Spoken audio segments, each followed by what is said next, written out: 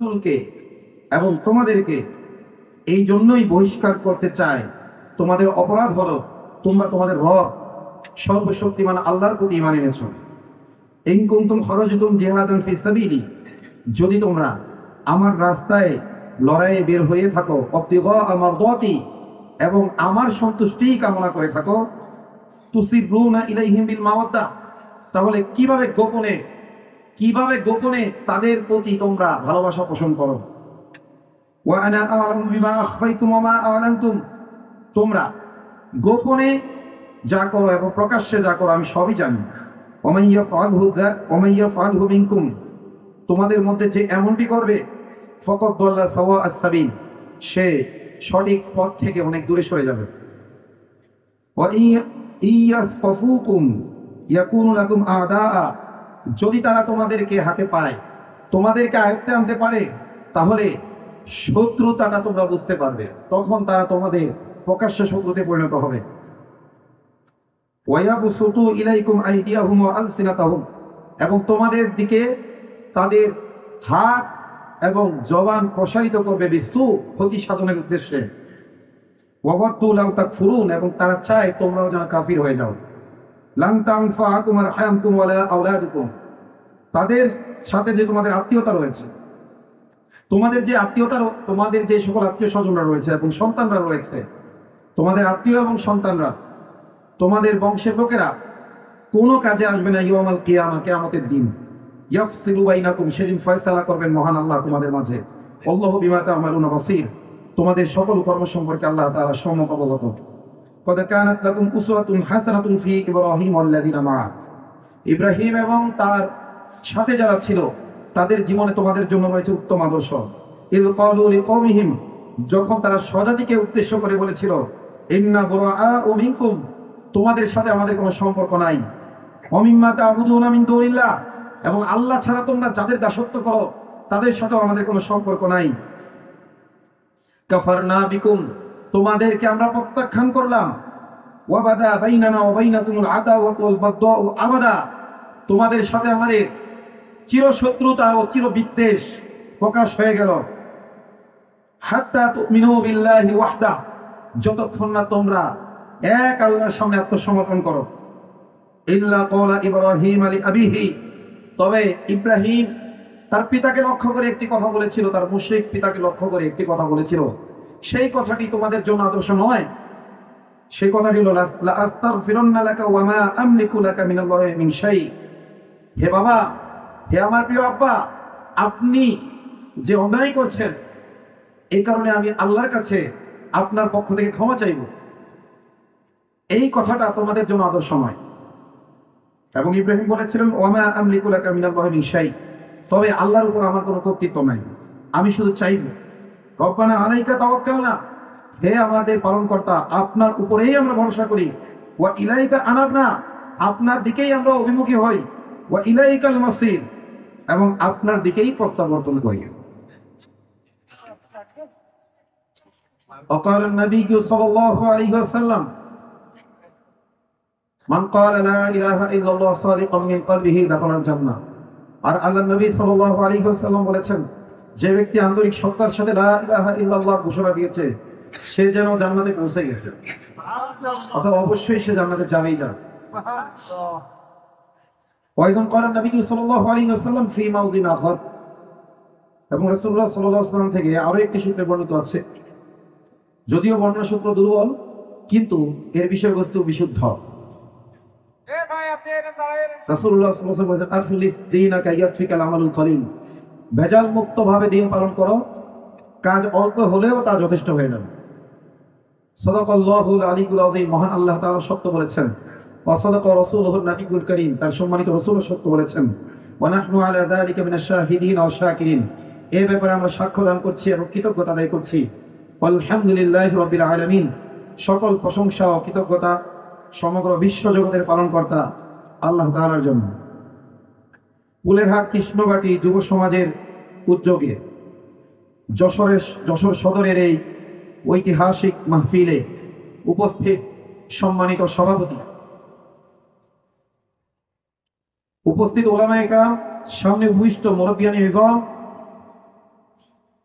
কলিজার টুকরা যুবক ভাইয়েরা এবং মাইকের আওয়াজ যত দূর পর্যন্ত যাচ্ছে পর্দার আড়ালে মা ও বোনেরা, সকলের দৃষ্টি আকর্ষণ করছি।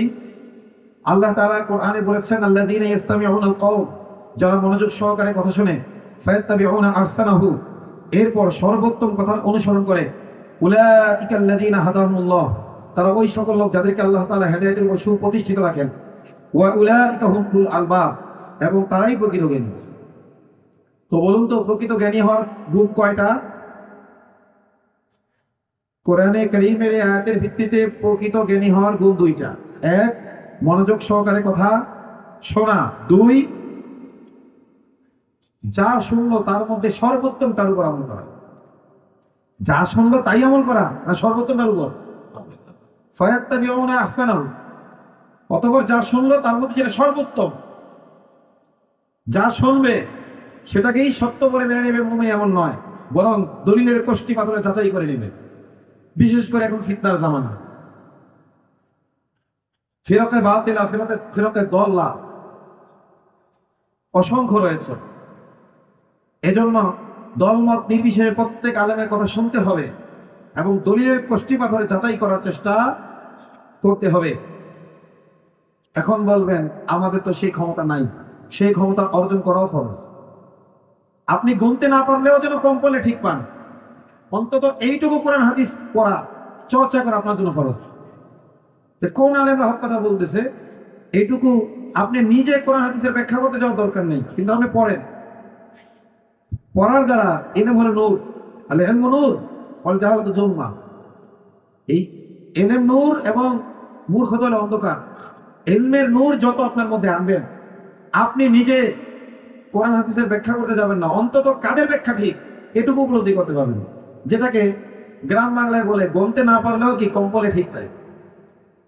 আমার অত যোগ্যতা নাই গোনার, কিন্তু কম পড়লে এইটুকু পড়াশোনা করা প্রত্যেকটা সাধারণ মুসলমানের উপর ফরজ। এই উম্মতের উপর সর্বপ্রথম যে বিধান এসেছিল, নামাজের বিধান, রোজার বিধান, হজের বিধান, যাকাতের বিধান, কিসের বিধান? পড়ো, ইকরা। যাকে বলা হচ্ছে তিনিও পড়তে জানেন না, তিনি বলে মা নবী কারিন। ওস্তাদ জিবরাইল আলাইহিস সালাম। ওস্তাদ কে? মাদ্রাসা কর্তৃপক্ষ স্বয়ং আল্লাহ। তিনি হুকুম দিলেন, পড়তে পারেন ধরে চাপ দাও। আল্লাহর হুকুমে জিবরাইল চাপ দিলেন। ওস্তাদ প্রথমবার চাপ দিলেন, ছাত্র মুহাম্মদ সাল্লাল্লাহু আলাইহি ওয়াসাল্লাম আবার বললেন পারছি না পড়তে। আবার বলেন ইকরা, পড়ো, বলেই আবার চাপ দিলেন। আজকে মাদ্রাসায় চাপ দিলে এটা নাকি শিশু নির্যাতন হয়ে যায়। কি বলেন? কয়েকদিন আগে দেখলাম সাইকেলের চেইন নিয়ে সরাসরি মাদ্রাসা ঢুকে শিক্ষককে পিটাচ্ছে। বাহ, কোনো কথা নেই। কারণ আজকে যদি ভার্সিটি কোনো শিক্ষকের সাথে এমনটা করা হতো তাহলে কি হতো? ভার্সিটি শিক্ষকরা আমাদের বোনদের হিজাব নিয়ে টানাটানি করে কি করে না? পর্দা নিয়ে টানাটানি করে কি করে না? নোংরা কথা বলে কি বলে না? উলাইকা কাল আনআম বাল হুম আদাল, তারা চতুষ্পদ জন্তু বা তার চেয়েও নিকৃষ্ট। তাদের সাথে ওইগুলো করার কেউ নাই। মাদ্রাসার নিরীহ শিক্ষক সেখানে যে চেইন দিয়ে যাচ্ছে, ধরে নিলাম তিনি কোনো অপরাধ হয়তো করেছেন, এজন্য দেশে আইন কানুন আছে না নাই? সামাজিক বিচারের ব্যবস্থা আছে না নাই? স্থানীয় ওলামা পরিষদ আছে না নাই? আর এই আলেমদের এই পরিষদগুলো কি জন্য? একজন আমার কাছে ফোন আসতেছে, মেসেজ আসতেছে, সে কিছু করেন, আমি তো বেশ কিছু ঝামেলা নিয়ে ব্যস্ত আছি, আপনারা জানেন না। একসাথে কতটা সামলাবো? ওই এলাকার স্থানীয় ওলামা পরিষদ কি করে? তারা তদন্ত করে জানে না কেন আমাদের যে আসলে ঘটনা কি হয়েছে? আমরা তো দূর থেকে জানি না। তাদের দায়িত্ব আছে না নাই? দায়িত্ব পালন তৌফিক দান করুন। হ্যাঁ, ক্ষেত্র বিশেষে কিছু ব্যতিক্রম ঘটনাও ঘটে, শিশুদের সাথে অন্যায়ও হয় মাদ্রাসাগুলোতে। নাস্তিকরা বলে যে এইগুলোর ব্যাপারে আমরা সোচ্চার না, অথচ আমি যশোর 10টা মাদ্রাসায় পড়েছি। আমি নিজে এক সমকামী গেছি, হাসপাতালে পাঠাইছি মাদ্রাসায়। এটা এমন না যে আমরা নিজেদের ব্যাপারে ছাড় দিয়ে দিই। তোমরা ইসলাম প্রতিষ্ঠা করতে দাও, আমাদের নিজেদের লোকের বিচার আগে করবো, তোমাদের বিচার 2 নম্বরে করবো। তোমরা করে দেখো না, বরং আমাদের মধ্যে যে অন্যায় অপকর্মগুলো হচ্ছে এটাও তোমাদেরই অন্যায় অপকর্মের প্রভাব। কারণ একটা প্রবাদ আছে না যে শহরে যখন আগুন লাগে দেবালয়েও কি থাকে না, আগুন লাগতে খালি এটা প্রমাণ। আপনার এই যশোরে যদি আগুন লাগে, মসজিদ বাদ থাকবে? মাদ্রাসা বাদ থাকবে? তো সমাজের যে সেকুলার সমাজে যে কুপ্রভাব, এটা আস্তে আস্তে সব জায়গায় ঢুকবে যদি এটা সংস্কারের চেষ্টা না করা হয়। আমি কারাগারে থাকা অবস্থায় সমকামিতার বিরুদ্ধে আলোচনা করছিলাম, কারণ ওইখানে এইটা ওই কয়েদি যারা আছে অনেক দুশ্চরিত্র আছে, এবং এই দুশ্চরিত্র শুধু এই কয়েদি নেই, সিস্টেম দুশ্চরিত্র। আমরা আমাদের বৈষম্যিক কারামুক্তি আন্দোলনের অন্যতম একটি ধারা আছে, দফা আছে, দাবি আছে, সেটি হলো প্রত্যেকটি কারাবন্দীকে তার স্ত্রীর সাথে মাসে অন্তত একবার একান্তে সাক্ষাতের সুযোগ দেওয়া হোক। এটার ব্যবস্থা নাই কারাগারগুলোতে, যার কারণে যা 30 বছর সাজা হয়েছে সে কি করবে? ওই রকমের টাকাও নাই, আল্লাহ ভীতিও নাই। এই জন্য ওই কয়েদি কি করে, কোন যুবক তরুণ যদি যায়, নাউজুবিল্লাহ তাকে বালাৎকার করে। এটার ভয়াবহতা সম্পর্কে আলোচনা করছিলাম। এক বুড়ো মেয়ে লাফায় উঠছে, 5 ওয়াক্ত নামাজ আমার পিছনে পড়ে, দেখলাম উনি খেপে গেল। বলছে বালাৎকার শুধু কি জেলখানায় হয়? বিভিন্ন হেফজখানায় হয়। আমি বললাম আমি অস্বীকার করছি না।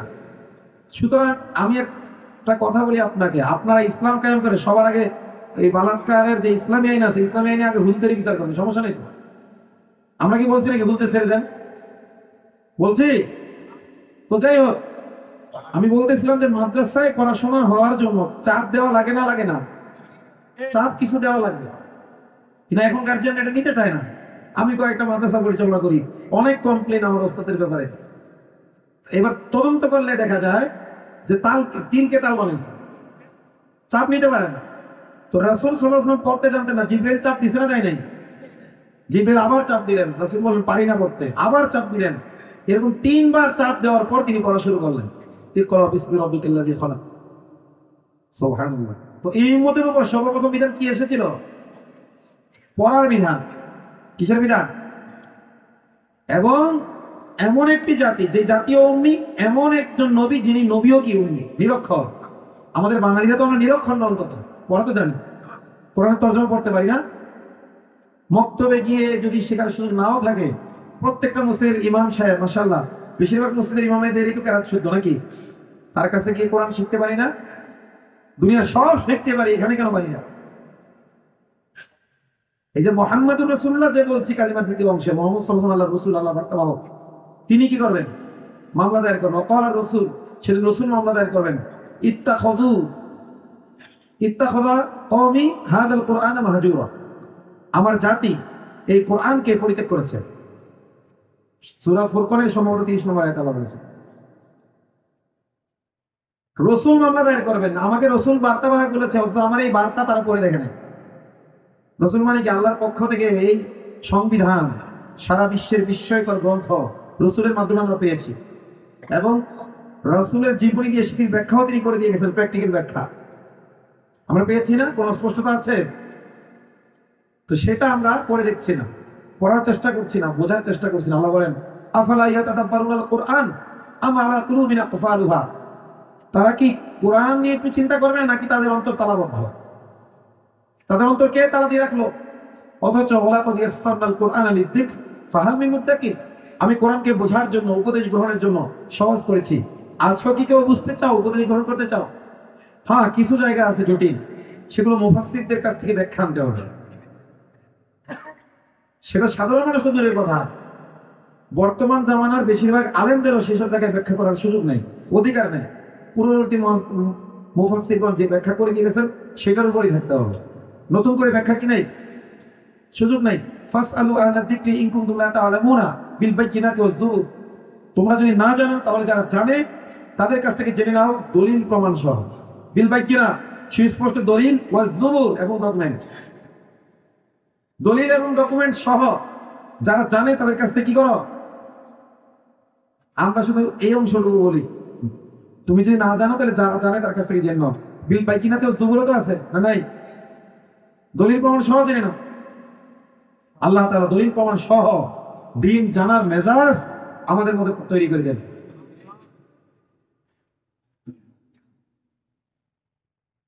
আমি বলছিলাম যে জ্ঞানী হইতে হলে দুটি গুণ অর্জন করা দরকার। এক, আল্লাযীনা ইসতামিউনাল কওল, যারা মনোযোগ সহকারে শোনে। ইসতামিউন, এটা ইস্তেমা থেকে এসেছে। এটা হলো ইজতেমা, বিশ্ব ইজতেমা, এটা হলো জিন দিয়ে, মানে একত্রিত হওয়া। আমরা ইস্তেমা সিন দিয়ে সামন ধাতু থেকে আসছে, এর অর্থ হলো মনোযোগ সহকারে শোনা, আপাত মস্তকে শোনা। আর সামু মানে শোনা, স্বাভাবিক শোনা। আর ইস্তেমা মানে আপাত মস্তকে শোনা। আপনি শুধু কান দিয়ে শুনবেন না, মাথা থেকে পা পর্যন্ত প্রতিটি অঙ্গ প্রত্যঙ্গ যেন আপনার কান হয়ে যায়, এমন ভাবে শুনবেন। আল্লাহ তাআলা শোনা ওইভাবে শোনাতে অভিজ্ঞান করেন। তো যারা মনোযোগ সহকারে শুনে ফায়াত্তাবিউনা আহসানাহু, এবং যা শুনলো তার মধ্যে সর্বোত্তমটার অনুসরণের চেষ্টা করে, নাকি মোটামুটি জায়েজ হইলে ওইটা মেনে নেন। আমরা দিনের ব্যাপারে জায়েজ খুঁজি আর দুনিয়ার ব্যাপারে উত্তম খুঁজি। অত উচিত ছিল দিনের ব্যাপারে কি খোঁজা? উত্তম খোঁজা। দুনিয়ার ক্ষেত্রে চললেই হইল, দুনিয়া ব্যাস কোন রকম আমার চলে গেলেই হইল। আর দিনের ক্ষেত্রে আমি চলবো কি? উত্তমটার উপরে। আর সর্বোত্তম পন্থা কার পন্থা? খায়রুল হাদি হাদিউ মুহাম্মদ সাল্লাল্লাহু আলাইহি ওয়াসাল্লাম। সর্বোত্তম পন্থা কার পন্থা? দিনের ক্ষেত্রে আমরা জায়েজ আছে কি দেখবো না সুন্নাহ দেখবো? জি, বলে এই জিকির জায়েজ আছে কেউ করে না, এইভাবে জিকির করা বেদাত। সুন্নত কিন্তু কেউ করে না। তাহলে সুন্নত গুলো করেই তুমি তুমি ভুল পাইবা না। তোমার জায়েজ বা বেদাতের বিতর্কে ঢোকার দরকার কি? বিতর্কে ঢোকার দরকার আছে? তো দিনের ক্ষেত্রে আমরা চিন্তা করি এটা জায়েজ আছে নি, জায়েজ আছে নি, তর্ক করি। তর্ক করার দরকার নাই, তো তর্ক করে সময় নষ্ট করার দরকার নেই ভাই। সুন্নত কিনা তাই করে সোজা বলবা, কারণ সুন্নত মাসনুন জিকির এত আছে, এগুলো করে তো শেষ করতে পারবো না। হিসনুল মুসলিমে দেখেন কত জিকির, নবী রাহমাতুল্লাহি আলাইহি আল আজকার লিখছেন, আপনার পুরো জীবন লাগবে এই জিকির করে শেষ করতে। আল্লাহ তাআলা আমাদের সুন্নাহ অনুযায়ী চলার তৌফিক দান করেন। তো যারা মনোযোগ সহকারে কথা শোনে এবং যা শুনলো দলিল প্রমাণের আলোকে যাচাই বাছাই করে সর্বোত্তমটার উপর আমলের চেষ্টা করে, অনুসরণের চেষ্টা করে, আল্লাহ বলেন উলাইকা আল্লাযীনা হাদাহুমুল্লাহ, এরা ওই সকল লোক যাদেরকে আল্লাহ তাআলা হেদায়েতের উপর সুপ্রতিষ্ঠিত রেখেছেন। এই দুই গুণ ওই সকল লোকের গুণ যাদেরকে আল্লাহ তাআলা হেদায়েতের উপর কি রাখেন? সুপ্রতিষ্ঠিত রাখেন। সে নফস, তার মন কোনটা চায় এটা দেখে না, দলিল প্রমাণের আলোকে কোনটা বেশি উত্তম এটা দেখে। এই মেজাজ যারা তৈরি করবে আল্লাহ বলেছেন তাদেরকে আল্লাহ হেদায়েতের উপর সুপ্রতিষ্ঠিত রাখবেন। ওয়া উলাইকা হুমুল আলবাব, এবং তারাই প্রকৃত জ্ঞানী। তবে নিজে নিজে গবেষণা করলে হবে না। যদি কিতাব যথেষ্ট হইতো তাহলে এক তাওরাত কিতাবের জন্য আল্লাহ তাআলা হাজার হাজার নবী পাঠিয়েছেন, হাজার হাজার নবী পাঠিয়েছেন। বনী ইসরাঈল শত শত নবীকে হত্যা করেছে, মিথ্যাবাদ প্রতিপন্ন করেছে। ফারিকান কাযযাবু ওয়া ফারিকান ইয়াকতুলুন, এক দলকে তারা মিথ্যা প্রতিপন্ন করেছে, আরেক দলকে তারা হত্যা করেছে। এক তাওরাতের জন্য এত নবীর প্রয়োজন হলো কেন? তবে শুধু কিতাব কি যথেষ্ট? তাহলে কিতাবুল্লাহ এবং রিজালুল্লাহ এই দুটার মধ্যে সমন্বয় করতে হবে। ওলামাদের সোহবতের থেকে তাদের আলোচনাও শুনতে হবে, নিজের গবেষণাও করতে হবে, এবং গবেষণাটাও হবে ওলামাদের দিক নির্দেশনা অনুযায়ী, মন মতো নয়। আল্লাহ তাআলা হকপন্থী আলেমদের চিনে তাদের সোহবতে থেকে তাদের দিক নির্দেশনা অনুযায়ী দিনের জ্ঞান অন্তত এতটুকু অর্জন করার তৌফিক দান করুক যেন ফিতনার জামানায় আমরা হক বাতিল চিনে তো চলতে পারি। আমি আপনাদের সামনে কয়েকটা আয়াত তিলাওয়াত করেছি। একটি সূরা, কোরআনে কারীমের একটি সূরা, সূরা আল মুমতাহিনা। আমার হাতে যে কোরআনটি আছে হাফেজি কোরআন বলে এটাকে। এই কোরআনের 550 নম্বর পৃষ্ঠা। কত পৃষ্ঠা? সূরার নাম কি? 60 নম্বর সূরা। কত নম্বর? কোরআনে কারীমের 60 নম্বর সূরার শুরু থেকে আমি তিলাওয়াত করেছি। সূরার নাম কি? মুমতাহিনা শব্দের অর্থ পরীক্ষক। এটি এসেছে ইমতিহান কিয়ামুল থেকে। ইমতিহান মানে পরীক্ষা, আর মুমতাহিনা মানে পরীক্ষক, যিনি পরীক্ষা করেন তাকে কি বলে? মুমতাহিন, মুমতাহিনা, দুইটি শব্দ। এর অর্থ কি? পরীক্ষক। তাহলে এটাকে মুমতাহিনা কেন বলা হলো? এটা হলো ঈমান, আপনার ঈমান আছে কি নাই পরীক্ষা করে দেখলো আপনি সূরা আল। আপনি ঈমানদার না বেঈমান, আপনি মুমিন না মুনাফিক, পরীক্ষা করবেন কিসের মাধ্যমে? সূরা মুমতাহিনার আলোকে আপনি সিদ্ধান্ত নেবেন যে আপনি মুমিন না মুনাফিক। আজকে আমরা অন্তত নিজে মুমিন না মুনাফিক এটুকু যাচাই করার জন্য মনোযোগ দিয়ে আলোচনা শুনবো তো ইনশাআল্লাহ। আল্লাহ তাআলা তৌফিক দান করেন। আল্লাহ বলছেন ইয়া আইয়ুহাল্লাযীনা আমানু, হে ঈমানদারগণ। বিসমিল্লাহির রহমানির রহিম। ইয়া আইয়ুহাল্লাযীনা, হে ঈমানদারগণ। ঈমানদার কারা? যারা বলেছে লা ইলাহা ইল্লাল্লাহ, আশহাদু আল্লা ইলাহা ইল্লাল্লাহ ওয়া আশহাদু আন্না মুহাম্মাদান আবদুহু ওয়া রাসূলুহু। আমি সাক্ষ্য দিচ্ছি যে আল্লাহ ছাড়া আর কারো গোলামি করা চলবে না। আমি আরো সাক্ষ্য দিচ্ছি যে মুহাম্মদ সাল্লাল্লাহু আলাইহি ওয়াসাল্লাম আল্লাহর বার্তাবাহক রাসূল। একটু ব্যতিক্রম মনে হইল না কালিমার তরজমাটা? আপনারা অনুবাদ কি করেন? আল্লাহ ছাড়া কোনো মাবুদ নাই বা আল্লাহ ছাড়া কোনো ইলাহ নাই। ভাই এই যে অনুবাদটা করলেন, অর্ধেক আরবি অর্ধেক বাংলা। আপনি যখন বলেন যে আল্লাহ ছাড়া কোনো ইলাহ নাই, ইলাহ শব্দটা আরবি না বাংলা? বলেন আরবি। আবার যখন বলেন আল্লাহ ছাড়া কোনো মাহবুব নাই, আরবি না বাংলা? আরবির অনুবাদ করলেন ঠিকই, পুরোপুরি না, অর্ধেক বাংলা অর্ধেক আরবি। প্রশ্ন করবেন এটা কি ভুল? না, ভুল না, সঠিক, কিন্তু বর্তমান জামানা হিসেবে অস্পষ্ট। বর্তমান জামানা হিসেবে কি অস্পষ্ট। আল্লাহ সূরা ইব্রাহিমের শুরু থেকে বলেছেন, ওয়াওয়াইলুল লিল কাফিরিনা মিন আযাবিন শাদীদ, কাফিরদের জন্য রয়েছে জঞ্জালের শাস্তি। আল্লাযীনা ইস্তাহিবুনাল হায়াতাদ দুনিয়া আলাল আখিরাহ, যারা পার্থিব জীবনকে পরকালের উপর প্রাধান্য দেয়। ওয়ায়াসুদ্দুনা আন সাবিলিল্লাহ, এবং মানুষকে দ্বীনের পথে বাধা সৃষ্টি করে। ওয়ায়াকুনা ইওয়াজা, এবং সিরাতে মুস্তাকিমকে তারা বাঁকা হিসাবে দেখে, বাঁকা হিসাবে উপস্থাপন করতে চায়। উলাইকা ফি দালালিন বাঈদ, তারা রয়েছে সুদূর ভ্রান্তিতে। ওমা আরসালনা মির রাসূলিন ইল্লা বিলিসানি কওমিহি লিইউবায়্যিনা লাহুম, আমি প্রত্যেক জাতির কাছে বার্তাবাহক পাঠিয়েছি, নবী পাঠিয়েছি ওই জাতির ভাষায় দাওয়াত দেওয়ার জন্য, যাতে তিনি স্পষ্টভাবে দিন বোঝাতে পারেন। তাহলে কালিমাকে অনুবাদ করতে হবে অর্ধেক আরবি অর্ধেক বাংলা, না পুরো পিওর বাংলা। আমরা না বাঙালি মুসলমান দাবি করি, বিশ্বের মধ্যে যারা ভাষার জন্য জীবন দিয়েছে তার মধ্যে অন্যতম এক জাতি কি? বাঙালি জাতি। আমরা বাঙালি মুসলমান, অথচ কালিমাটাকে পিওর বাংলায় অনুবাদ করি না। আফসোস। কালিমা পিওর বাংলায় অনুবাদ করতে রাজি আছেন? কে হাত তোলেন। যখন আরবিতে বলবেন পিওর আরবি, যখন বাংলায় বলবেন পিওর বাংলা। আল্লাহ তাআলা তৌফিক দান করেন। ওইটা ভুল না, এক সময় আরবি ফার্সির প্রচলন ছিল, বা এখন যেমন ইংরেজির প্রচলন প্রচুর বাংলা ভাষার সাথে, এক সময় আরবি ফার্সির প্রচলন ছিল, যার কারণে আরবি ফার্সি বাংলা শব্দের সাথে ব্যবহার হইলেও বোঝা যাইত। এখন বেশি ইংরেজির প্রচলন, শুদ্ধ বাংলার প্রচলন হয়ে গেছে, বা ভাষা চেঞ্জ হয়ে গেছে। তা আমরা এখন এই যুগোপযোগী ভাষায় কালিমার অনুবাদ করতে হবে। কথা কি বুঝতে পারছেন? তো লা মানি নাই, ইলাহ মানি মাহবুদ যে আমরা বলি, কুল্লু মা ইউবাদ, যার দাসত্ব করা হয়। ইলাহ মানে কি? যার গোলামি করা হয়। তাহলে লা ইলাহা, কারো গোলামি করা চলবে না, ইল্লাল্লাহ, আল্লাহ ছাড়া। সোজা বাংলা। কালিমার অর্থ কি বলেন? আল্লাহ ছাড়া আর কারো গোলামি করা। সবাই বলেন তিনবার বলেন। এটাই লা মানে নাই, আর ইলাহ মানে যার দাসত্ব করা হয় বা যার গোলামি করা হয়। আবাদা ইয়াবুদু ইবাদাতান ওয়া উবুদিয়াতান, আল্লাহ ইয়ালাহু ইলাহাতান ওয়া উলুহিয়াতানেরও একই অর্থ। ইলাহ শব্দেরও যে অর্থ, মাহবুদ শব্দেরও সেই একই অর্থ।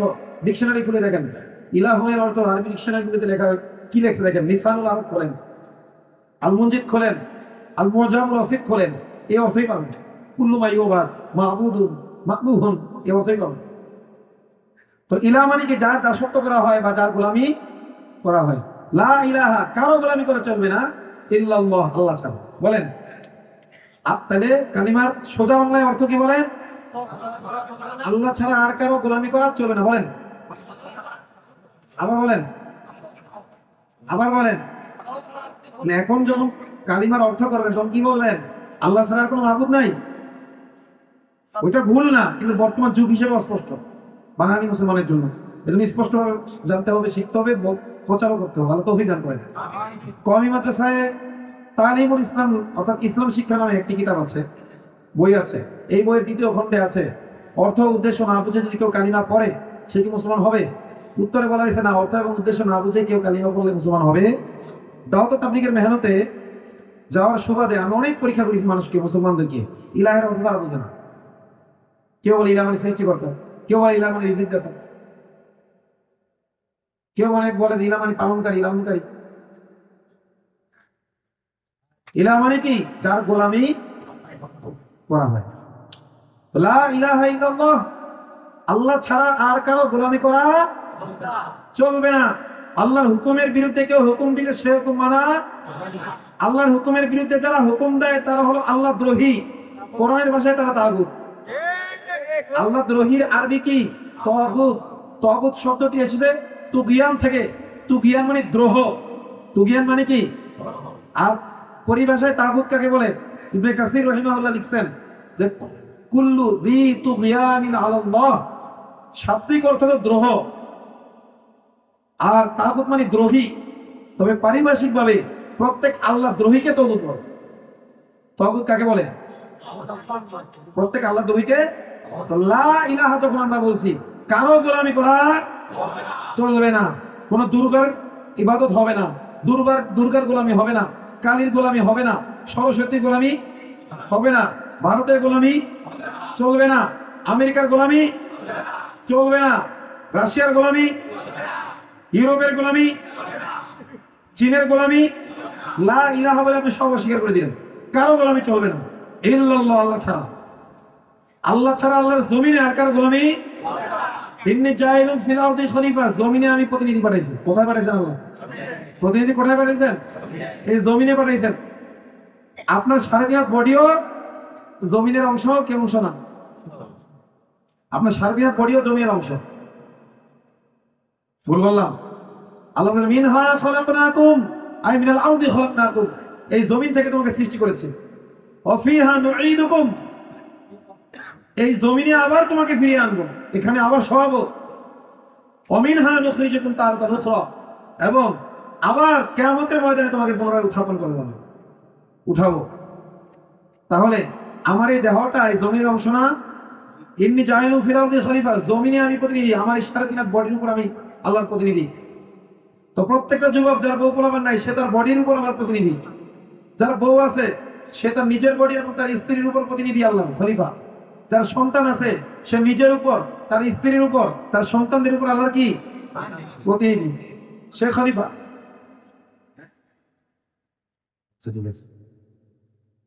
কথা কি বুঝতে পেরেছেন?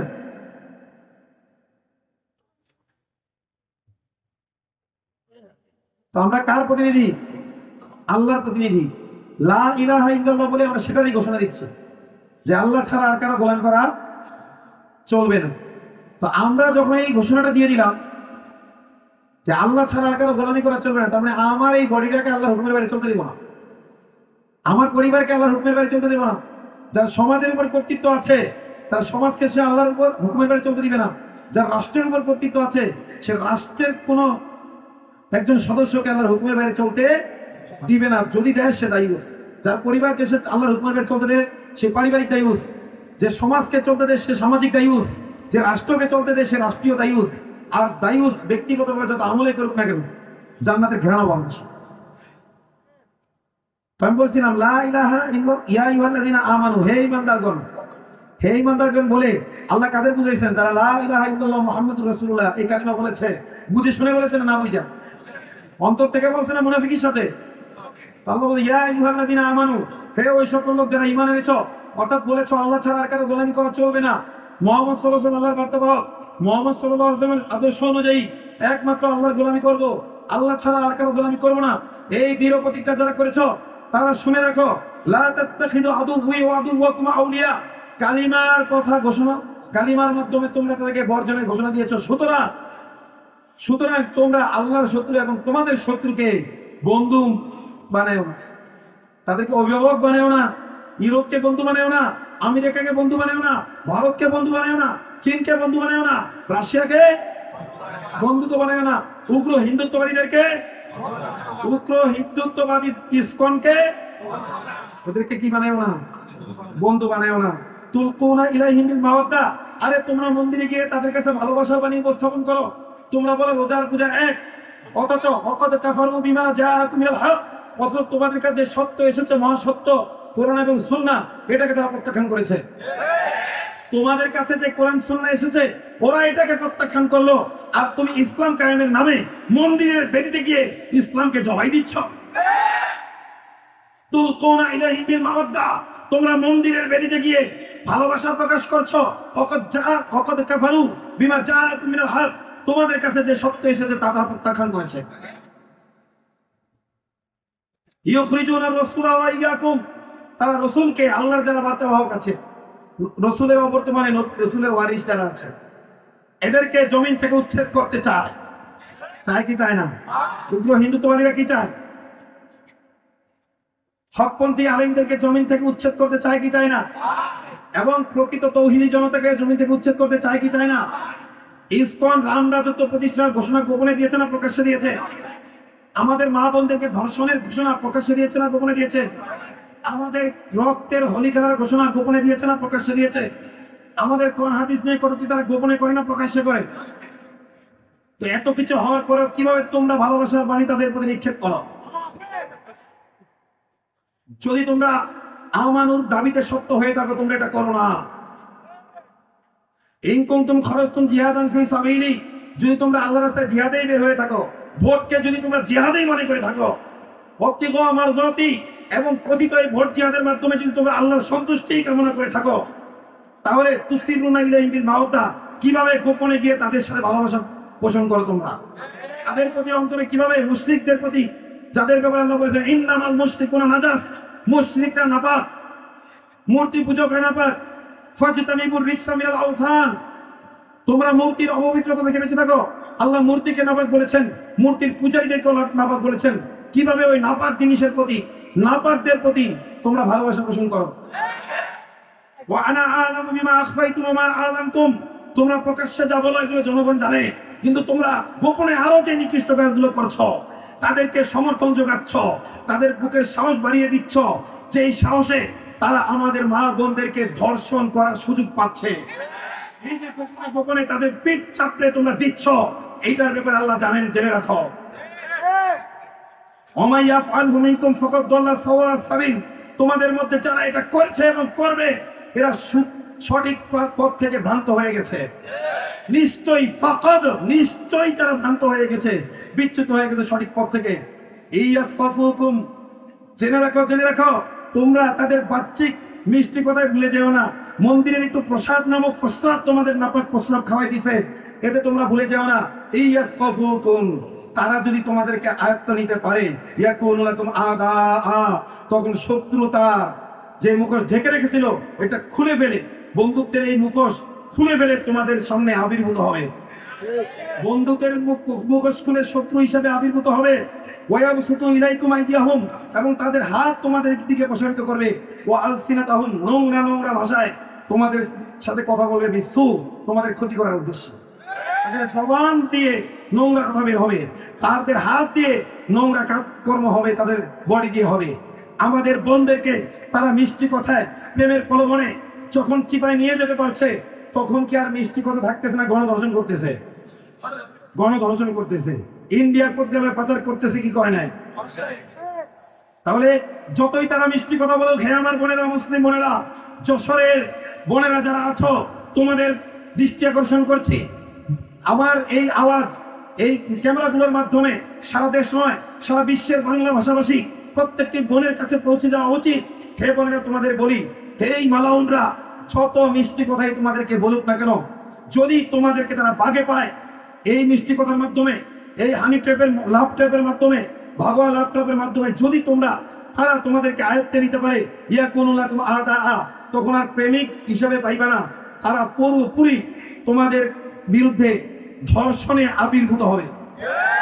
এই মালাউনরা ধর্ষণকে একটি অস্ত্র হিসাবে নিয়েছে, আমাদের বিরুদ্ধে একটি যুদ্ধ হিসাবে গ্রহণ করেছে, এই ভাগোয়া লাভ ট্র্যাপকে একটি যুদ্ধ হিসাবে গ্রহণ করেছে।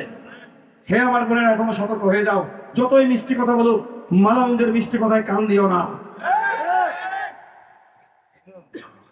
লান তানফাকুম আরহামুকুম ওয়ালা আওলাদুকুম ইয়াউমাল কিয়ামাহ, আল্লাহ বলছেন, যদি তাদের সাথে তোমাদের আত্মীয়তাও থেকে থাকে, যদি তোমাদের সন্তান সন্ততিও হয়ে থাকে মুশরিকরা, পৌত্তলিকরা, কোরআন সুন্নাহ বিরোধীরা, বিদ্বেষীরা, নাস্তিকরা, মুরতাদরা তোমাদের বাপ ভাইও হয়ে থাকে, তোমাদের সাথে রক্তের সম্পর্ক থেকে থাকে, যত সম্পর্কই থাক না কেন, এগুলো কাজে আসবে না ইয়াউমাল কিয়ামা, কিয়ামতের দিন। কারণ ইয়াফসিলু বাইনাকুম, সেদিন আল্লাহ নিজে তোমাদের মধ্যে ফয়সালা করবেন। আল্লাহু বিমা তা'মালুনা বাসীর, তোমাদের কর্ম সম্পর্কে আল্লাহ জানেন। কদ কানাত লাকুম উসওয়াতুন হাসানাতুন ফি ইব্রাহিম ওয়াল্লাযিনা মাআহ, হে ওই সকল লোকেরা যারা মন্দিরের বেদিতে গিয়ে ইসলামকে জবাই করছে ইসলাম কায়েমের নামে, তোমাদেরকে বলছি শুনে রাখো, তোমাদের জন্য ইব্রাহিম এবং তার সাথে যারা ছিল তাদের জন্য রয়েছে উত্তম আদর্শ। আমাদের জন্য রয়েছে কি উত্তম আদর্শ। ইয ক্বালু লিকওমিহিম, যখন ইব্রাহিম এবং তার সাথে যারা ছিল, জাতির পিতা ইব্রাহিম আলাইহিস সালাম এবং তার সাথে যারা ছিল, তারা যখন তাদের স্বজাতিকে উদ্দেশ্য করে বলেছিল, ইন্না বুরাআউ মিনকুম, তোমাদের সাথে কোনো সম্পর্ক নাই, তোমাদের সাথে কোনো। আর তোমরা তাদেরকে গিয়ে শোনাও, মোরা এক বিন্দু দুটি কিসম হিন্দু মুসলমান। ইব্রাহিম আলাইহিস সালাম বলেছেন, ইন্না বুরাআউ মিনকুম, তোমাদের সাথে কোনো সম্পর্ক নাই। ওয়া মিম্মা তা'বুদুনা মিন দুনিল্লাহ, এবং আল্লাহ ছাড়া যাদের ইবাদত তোমরা করো তাদের সাথে সম্পর্ক নাই।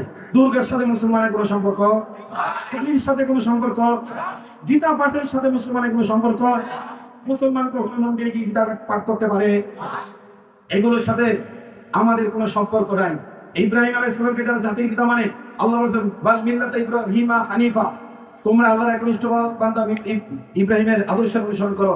এই অনুসরণ যারা করতে চাও তারা কখনোই মন্দিরে গিয়ে পূজায় অংশগ্রহণ করতে পারো না, প্রসাদ খেতে পারো না, তাদেরকে সমর্থন করতে পারো না, রোজার পূজাকে এক বলতে পারো না। আল্লাহ বলতেছেন যে ইব্রাহিম এবং তার সাথীদের জন্য জীবনে রয়েছে উত্তম আদর্শ। ইয ক্বালু লিকওমিহিম, যখন তারা স্বজাতিকে উদ্দেশ্য করে বলেছিল, ইন্না বুরাআউ মিনকুম, তোমাদের সাথে আমাদের কোনো সম্পর্ক নাই। ওয়া মিম্মা তা'বুদুনা মিন দুনিল্লাহ, তোমরা যাদের গোলামি করো তাদের সাথেও সম্পর্ক নাই। যারা মূর্তির গোলামি করে তাদের সাথেও নাই, মূর্তির সাথেও নাই। যারা ভারতের গোলামি করে তাদের সাথেও মুসলমানের সম্পর্ক নাই, ভারতের সাথেও নাই। যারা চীনের গোলামি করে তাদের সাথেও মুসলমানের সম্পর্ক নাই, চীনের সাথেও নাই। যারা আমেরিকার গোলামি করে, দালালি করে, তাদের সাথে মুসলমানের সম্পর্ক নাই, আমেরিকার সাথেও নাই। আল্লাহ বলতেছেন যে ইব্রাহিম এবং তার সাথীরা এই কথা স্পষ্টভাবে বিশ্ববাসীকে জানিয়ে দিয়েছিল যে তোমাদের সাথে আবেদ যারা অনুসারীদের সাথেও সম্পর্ক নাই, মাহবুদ যাদের অনুসরণ করা হচ্ছে, যাদের গোলামি করা হচ্ছে, তাদের সাথেও সম্পর্ক নাই। কাফারনা বিকুম, তোমাদের সাথে কুফরি করলাম, তোমাদেরকে প্রত্যাখ্যান করলাম, তোমাদেরকে প্রত্যাখ্যান করলাম। অবাদা বাইনানা ওয়া বাইনাকুমুল আদাওয়াতু ওয়াল বাগদা, তোমাদের সাথে আমাদের শত্রুতা এবং বিদ্বেষ, শুধু শত্রুতা না, শুধু বিদ্বেষ না, আবাদা চির শত্রুতা এবং চির বিদ্বেষ। কাফারনা বিকুম, তোমাদেরকে প্রত্যাখ্যান করলাম। অবাদা বাইনানা ওয়া বাইনাকুমুল আদাওয়াতু ওয়াল বাগদা আবাদা, তোমাদের সাথে আমাদের শত্রুতা ও বিদ্বেষ, শুধু শত্রুতা না চির শত্রুতা, শুধু বিদ্বেষ না চির বিদ্বেষ। হাত্তা তুমিনু বিল্লাহি ওয়াহদা, যতক্ষণ না তোমরা এক আল্লাহর সামনে আত্মসমর্পণ করো। এক আল্লাহর সামনে ব্যক্তি জীবন, পারিবারিক জীবন, সামাজিক জীবন, রাজনৈতিক জীবনের সকল ক্ষেত্রেই এক আল্লাহ যা বলেছেন, রাসূল যে আদর্শ দিয়ে গেছেন, এর বাইরে চলবে না। এই প্রতিজ্ঞা করার আগ পর্যন্ত তাদের সাথে আমাদের শত্রুতা এবং বিদ্বেষ, শুধু শত্রুতা না চির শত্রুতা, শুধু বিদ্বেষ না চির বিদ্বেষ, মরার পর্যন্ত না মরার পরেও, আবাদা মানে চির বিদ্বেষ, চির শত্রুতা। শত্রুতা যেটা বাহ্যিকভাবে হয়, বিদ্বেষ যেটা অন্তরে হয়। বর্তমানে দেখেন আইনের একটা খসড়া করা হয়েছে, সেই খসড়ার মধ্যে লিখছে ইন্টারনেটে যদি কেউ সাম্প্রদায়িক বিদ্বেষ ছড়ায় তাহলে তাকে 5 বছরের জেল এবং 99 কোটি টাকা জরিমানা করা হবে। তার মানে হুজুরদের তো ইনকাম নেই। তার মানে যেই হুজুররাই এই সূরা মুমতাহিনা পাঠ করে জনগণকে শোনাবে, তার কি হবে? 5 বছরের জেল। বলেন সম্প্রদায়ের মুসলিমদের বুঝাই না বাধ্য। এখানে ওলামায়ে কেরাম আছেন না? আমি কি মিথ্যা অনুবাদ করছি? আমি কি ভুল অনুবাদ করছি? বাধ্য হলের ব্যাখ্যা কি বিদ্বেষ না? নিচেও দেখছি যে আজকে আলহামদুলিল্লাহ বেশিরভাগ ওলামায়ে কেরাম আসছেন। আজকে যখন ওখানে খানা খাচ্ছিলাম বললো যে আপনাদের বক্তব্য বেশিরভাগ সাধারণ মানুষ, কিন্তু আমি অনেক কিন্তু নিজেই চিনি। আলহামদুলিল্লাহ অনেক ওলামায়ে কেরাম আসছেন। আপনারা বলেন বাধ্য এর অর্থ কি বিদ্বেষ কি বিদ্বেষ না?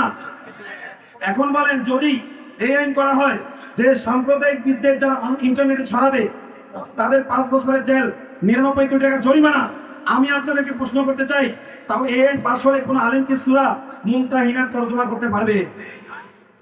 তরজমা করতে পারবে না।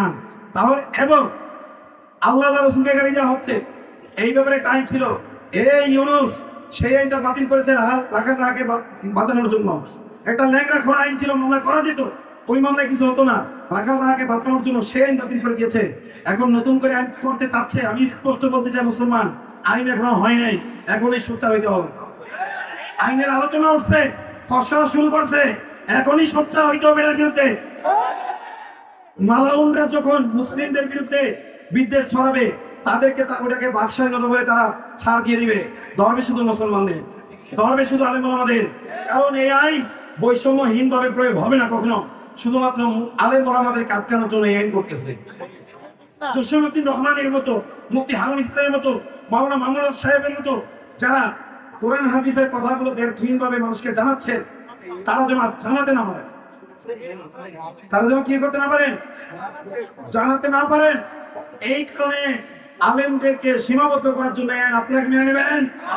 কে কে মেনে নেবেন? মেনে নেবেন না কে কে? তাকবীর, তাকবীর, তাকবীর। तेरा मेरा रिश्ता किया, तेरा मेरा रिश्ता किया, तेरा मेरा रिश्ता किया। तकबीर, तकबीर, तकबीर। तो भाइरा আমার এই ইউনূস এই পর্যন্ত তৌহিদি জনতার রক্ত আর লাশের উপরে ক্ষমতায় এসে এই পর্যন্ত যতগুলো পলিসি হাতে নিয়েছে, তো সবগুলো পলিসি এই দেশের ইসলাম ও মুসলমানদের বিরুদ্ধে নিয়েছে। জানা মতে এমন একটা পলিসি হাতে নেয় নাই যে পলিসি ইসলাম ও মুসলমানদের পক্ষে আসে। তারা তৌহিদি জনতার রক্ত আর লাশের উপরে তাদের ক্ষমতার সিংহাসন সাজাইছে, তৌহিদি জনতা থেকে হাত গুটিয়ে নিছে।